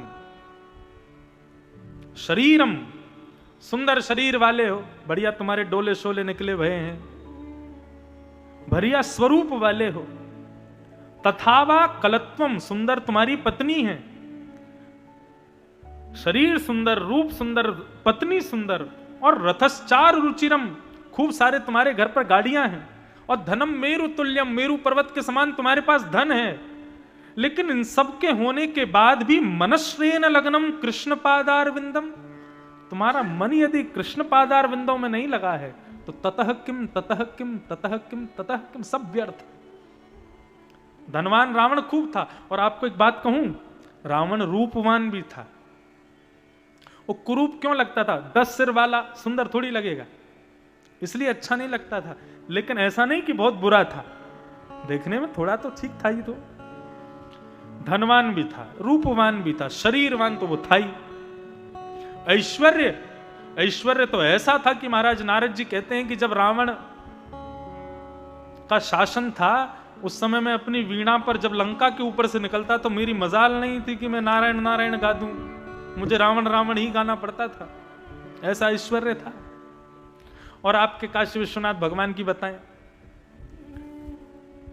रावण का रोज का नियम था, वो रोज जाता था कैलाश पे दर्शन करने, लेकिन कैलाश पे लाइन लगती थी लंबी। क्यों? 33 कोटि देवता रोज दर्शन करने आते शंकर जी के, और शंकर जी ध्यानस्थ बैठे रहते। अब सब एक एक करके जामे प्रणाम करें, रावण जैसी आता सब कहते हैं भाई पीछे लगो, लाइन में लग के आओ दर्शन करने। रावण बोला मैं दशानन, लाइन में लगूंगा दर्शन करने। तो रावण वहीं बीच हिमालय में बैठ करके ऐसी स्तुति गाता कि उसके मुख से निकलने वाले शब्दों से वातावरण ओझल हो जाता, हिमालय की कंदराएं डगमगाने लगती, पृथ्वी प्रलयकालीन हिलावट शुरू हो जाती। और जैसे ही हिमालय हिलने लगता, सब देवता इतर बितर गिर जाते, शंकर जी का ध्यान खुल जाता। शंकर जी बोलते क्या हो रहा है भाई? बोले कुछ नहीं, आपका चेला रावण बैठा है, स्तुति गा रहा है। रावण की कितनी भी स्तुतियां सुन लेना, रावण की स्तुतियों में करुणता नहीं है। रावण की स्तुतियां सारी कैसी हैं, मतलब ऐसा लगता है जोड़ का नगाड़ा बज रहा हो, वो शंकर जी को हिला देता था जाके, ऐसी स्तुति गाता था। और शंकर जी नेत्र बंद करके बैठे रहे, ये भी रावण को स्वीकार नहीं, मैं आया हूं, मैंने प्रणाम किया है, शंकर जी मुझे देखो, इसलिए इतनी भयंकर स्तुति गाता था। अभी उसी का ही वो मैंने जब शंकर जी ने सृष्टि की उस समय जो श्लोक गाया था वो भी रावण का ही लिखा है। यस्यास्ते ड्राट ड्राट ड्रुट ड्रुट मम लम टम टटम टम टटम टम डम शम डुडम शम डुहि डुहि चकितम भूपके भूपनालम तैलम तैलम तुतैलम कुकु कुकु कुकु क्वांग कुक्वांग क्वांग कुक्वांग क्वांग, ऐसे ही गाता था वो। शंकर जी एक दिन परेशान हो गए, बोले सुन भैया तू मत आया कर। बोले मैं आपके दर्शन किए बिना पानी भी नहीं पीऊंगा। बोले मैं आ जाऊंगा लंका, तुझे दर्शन देने मैं आ जाएगा, तू मत आया कर यहाँ पे। काशी विश्वनाथ रोज जाते सुबह, लंका में उसको दर्शन देते, फिर आके यहाँ भक्तों को दर्शन देते। तो रावण के पास में यश भी था, ऐश्वर्य भी था, वैभव भी था, स्वरूप भी था, शरीर भी था, तथावा कलत्वम, पत्नी भी अच्छी थी, मंदोदरी, हाँ अच्छी थी वो भी। हनुमान जी जब सीता जी का परिचय ढूंढने के लिए गए, एक बार मंदोदरी को देख के चकित हो गए, कहीं ये तो नहीं है सिया जी, इतनी सुंदर मंदोदरी। तो मंदोदरी भी सब कुछ था, लेकिन क्या नहीं था रावण के पास? बोले मनश्रेण लग्नम राम चरणार विंदम, मनश्रेण लग्नम कृष्ण पादार विंदम, ततः किम, सब व्यर्थ हो गया, सब बर्बाद हो गया, 2 मिनट में जल करके राख हो गया सब कुछ। इसलिए भैया हमारे शास्त्र आज्ञा करते हैं, सुंदर शरीर है तो शरीर का गुणगान कब, शरीर की महिमा कब? जब उस शरीर से नाथ की सेवा हो। सुंदर स्वरूप है, लेकिन उस स्वरूप को प्राप्त करना तुम्हारे लिए सौभाग्यवंत कब? जब उस स्वरूप से ठाकुर जी का नित्य दर्शन हो। सुंदर पत्नी है, लेकिन उसको प्राप्त करने का फायदा कब? बोले उससे भी ठाकुर जी की सेवा करवाओ। सुंदर धन है तो उसको प्राप्त करने का फायदा क्या? जब तक उससे कथाएं नहीं करवाओ, सुंदर यज्ञ नहीं करवाओ, ठाकुर जी की सेवा ना करो। जो भी श्रेष्ठ तुमको प्राप्त है उससे ठाकुर जी के चरणों में उसको अर्पित करो, तब उसकी योग्यता है, तब उसका जो भाव है वो अच्छा है। नहीं तो ततः किम ततः किम ततः किम ततः किम, सब व्यर्थ है।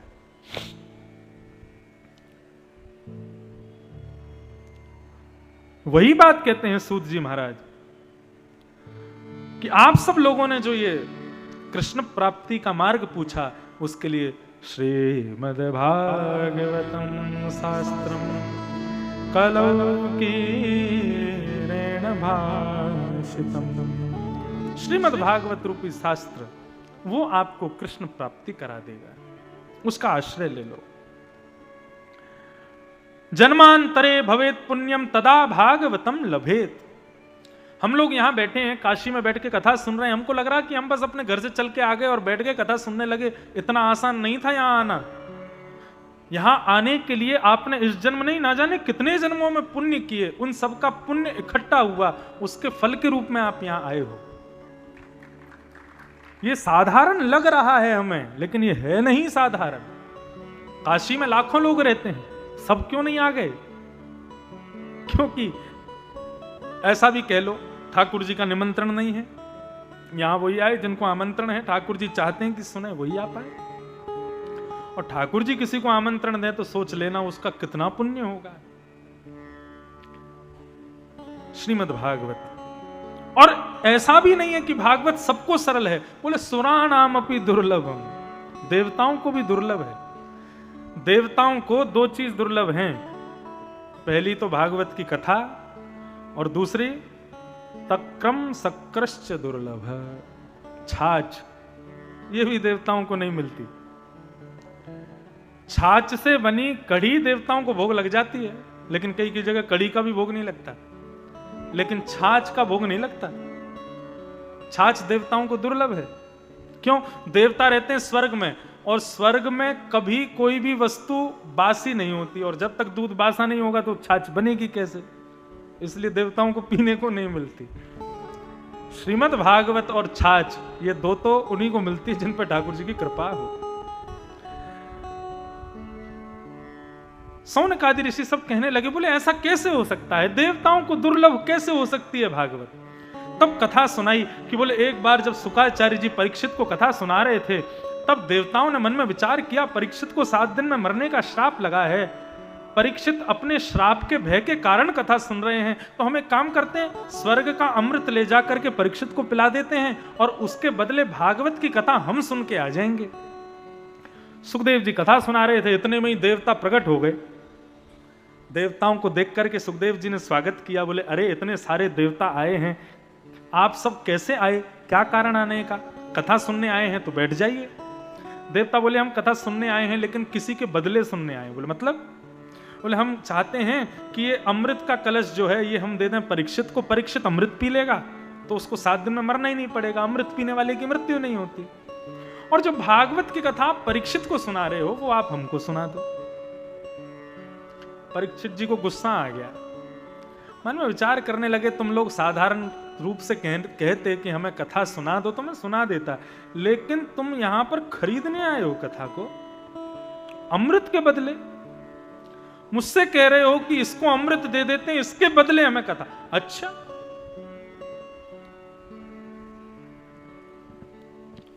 क्व सुधा क्व कथा लोके क्व काच क्व मणिर्महा ब्रह्मरातो विचार्येवं तदा देवान् जहास।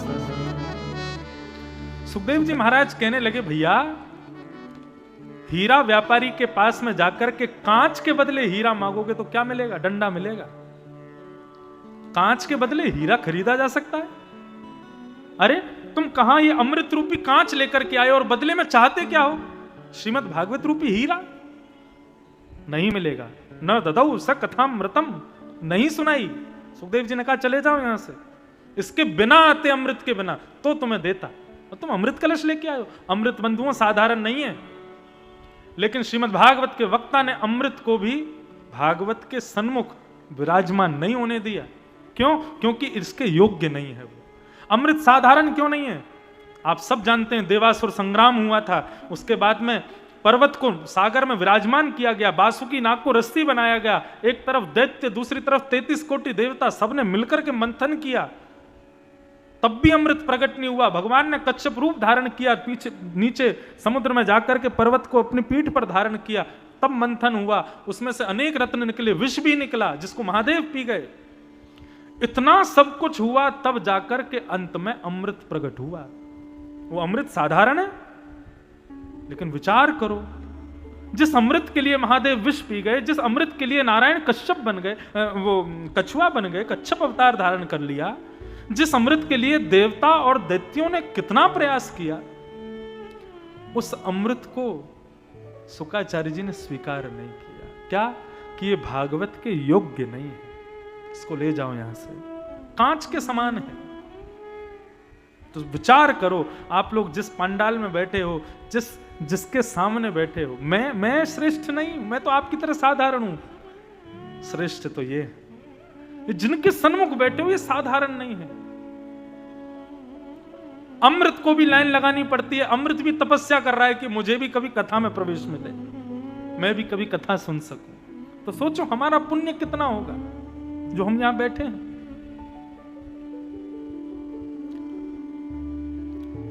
तो ये देवताओं को दुर्लभ है भागवत की कथा। क्यों? क्योंकि देवताओं ने अमृत चखा है, अमृत है उनके पास। बोले अमृत में इतना पुण्य नहीं कि तुम कथा में आ सको, और पुण्य कमाओ तब आना कथा में। यहां पुण्य की भी आवश्यकता नहीं है बंधुओं, यहां पर तो कृष्ण प्रीति की आवश्यकता। भगवान श्री कृष्ण प्रेम भरी दृष्टि से जिसको देख लेते हैं वही आ पाता है भागवत की कथा में। हमारे पूज्य नाना जी कहते थे कि लाला, भागवत का श्रोता और वक्ता ये दोनों बनना साधारण नहीं है। मैंने कहा नाना जी वक्ता कैसे बने? बोले वक्ता ऐसे बने कि किसी की कथा चल रही थी, उस कथा में प्रसाद रखा था व्यासपीठ पे, तो उस व्यासपीठ के प्रसाद पर एक चेंटा जाकर के बैठ गया। उस चेंटा को देख करके व्यास जी ने उसको छिड़का दिया, वो दूर जाकर के चेंटा गिर गया, वही अगले जन्म में व्यास बन गया वो चेंटा। मैंने कहा ऐसा क्यों? बोले क्योंकि उसने जीव से प्रसाद चखा, और जितनी देर वो प्रसाद चख रहा था उतनी देर कथा के शब्द उसके कान में जा रहे थे, और फिर अंत में मृत्यु भी किससे हुई? बोले कथा करने वाले व्यास ने छिड़का दिया। तो इसलिए अंते या मति सा गति, अंत में जैसी मति होगी वैसी गति होती है। तो अंत में व्यास के द्वारा ही उनका उद्धार हुआ, कथा के प्रसाद को ही जीभ पर लिया, कानों में भी कथा गई, इसीलिए वो अगले जन्म में व्यास बन गया। मैंने कहा तो हम पूर्व जन्म के चेटा हैं? बोले हाँ। बोले कथा करने वाला व्यास वो जिस जिस मार्ग से चलता है, गलती से उसके चरणों के नीचे यदि कोई चींटी चींटा भी आ जाते हैं, छोटे मोटे कीड़े मकोड़े भी यदि आ जाते हैं, यहाँ पर इतने सारे कुछ ना कुछ जीव जंतु तो होंगे ही, वो सब कथा रस ले रहे होंगे, यहाँ पर प्रसाद बटेगा उसमें भी थोड़ी देर बैठेंगे ही, जब मृत्यु होगी तो वही वक्ता बन जाएंगे। ये कोई शास्त्रीय प्रमाण नहीं दे रहा हूं मैं, हमारे नाना जी का मन का भाव है। मैंने कहा और श्रोता? बोले श्रोता तो बड़े कृपा से बनते हैं।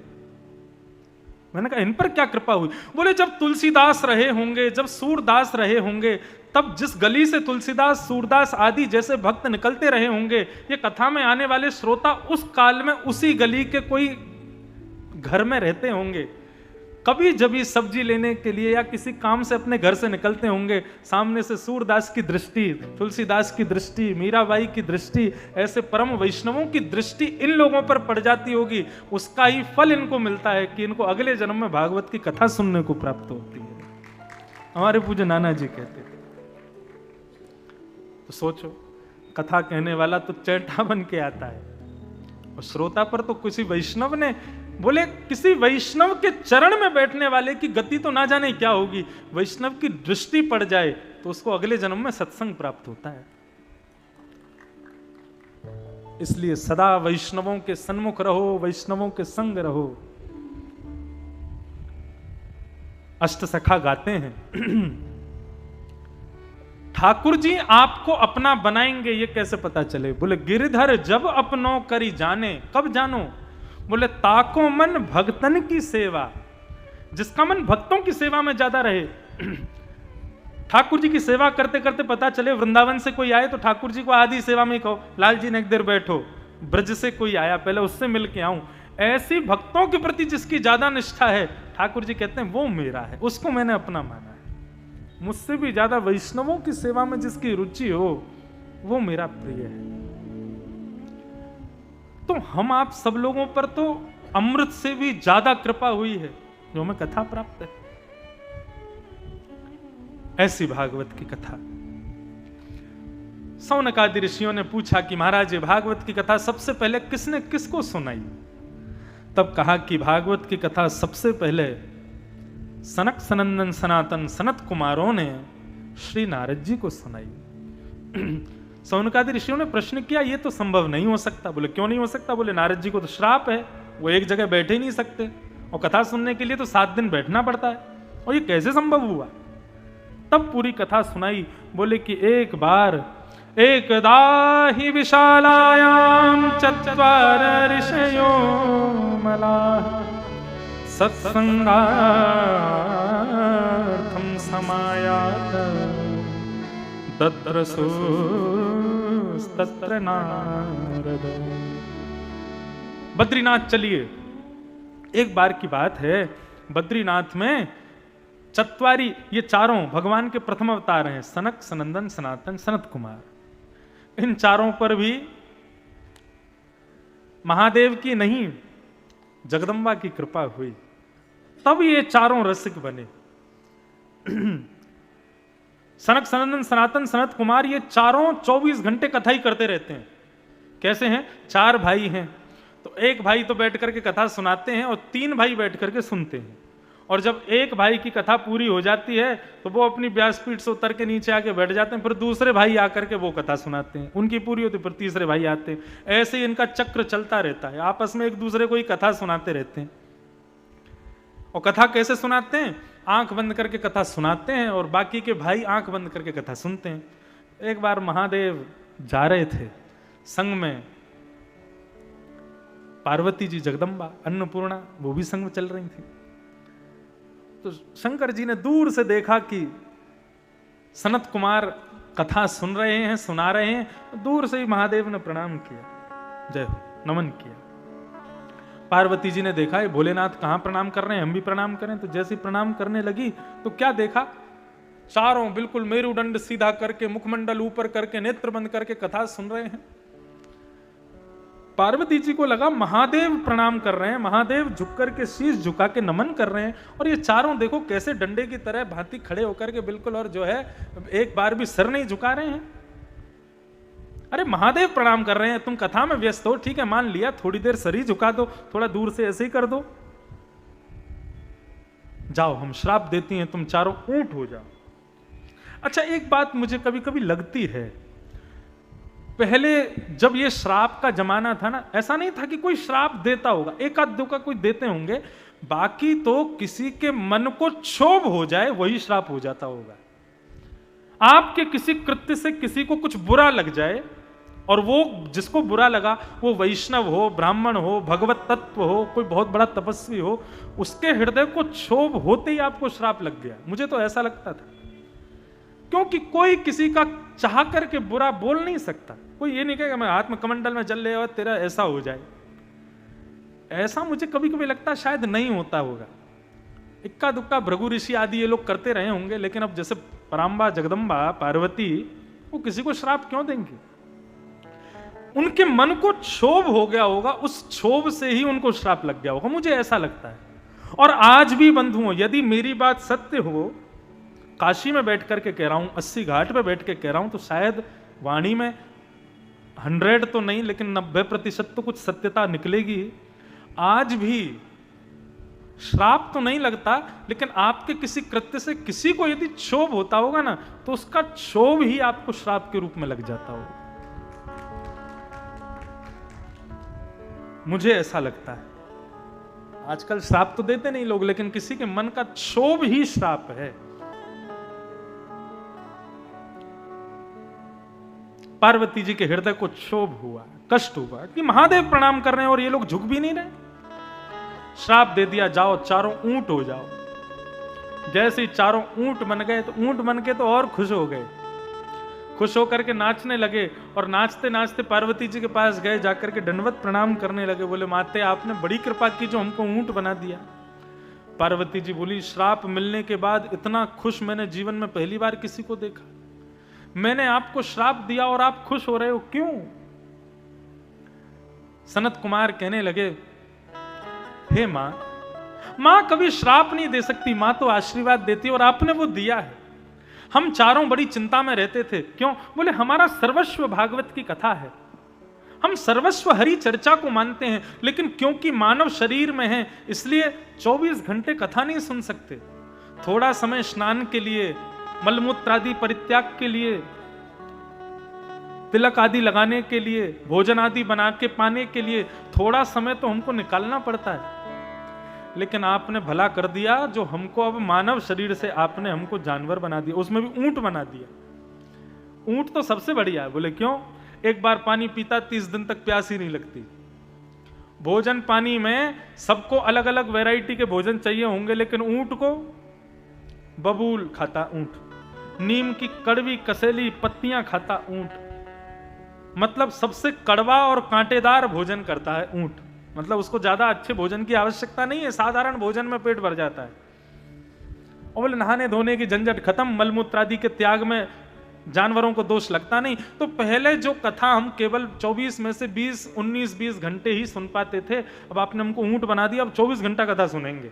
आपने बड़ी कृपा कर दी हमारे ऊपर।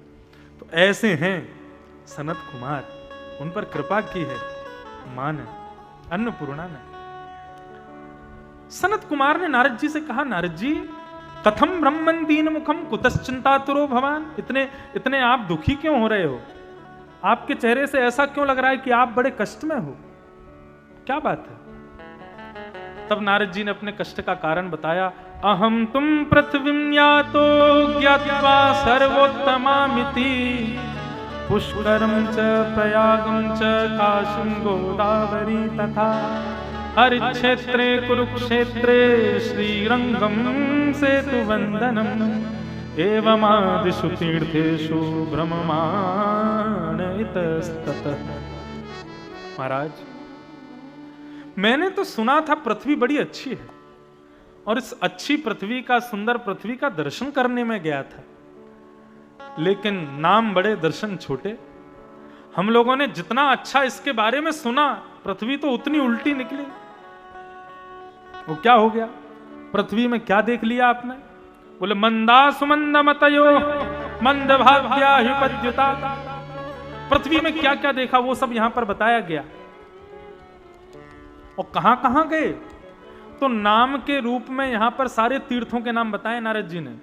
हरिक्षेत्र यानी कि हरिद्वार, कुरुक्षेत्र, हरिक्षेत्रे कुरुक्षेत्रे श्रीरंगम सेतु बंधनम, पुष्करम च प्रयागम च काशी गोदावरीम तथा। आपकी काशी का भी नाम आया है। नारद जी कह रहे हैं मैं सब जगह गया लेकिन मेरे मन को शांति नहीं मिली। क्यों? बोले उधर भरिणो जीवा, सब जगह केवल पेट भरने का व्यापार चल रहा है। चाहे मंदिरों में चले जाओ, तीर्थ स्थानों में चले जाओ, कहीं भी चले जाओ, सब जगह लोग केवल लगे हैं पेट कैसे भरा जाए। मंदा सुमंद मतयो, मंद बुद्धि हो गई है लोगों की, दीर्घ सूत्री हो गए लोग, आलस्य से भरपूर हैं, एक दूसरे के साथ छल करते हैं, कपट करते हैं। यहां पर लिखा है ब्याह नहीं होता है, विक्रय होता है, बेटी का विक्रय, ऐसा होता है। इस प्रकार पृथ्वी पर जितने भी दोष हैं उन सबको नारद जी ने बताया। लेकिन बोले सब जगह भ्रमण करता हुआ जब मैं वृंदावन पहुंचा, वृंदावन पर मैंने एक आश्चर्य देखा। क्या आश्चर्य देखा? एक तरुणी बैठी है, उस तरुणी की गोद में, उस युवा कन्या की गोद में दो वृद्ध लेटे हैं। युवा कन्या की गोद में वृद्धों का लेटना ये आश्चर्य तो है।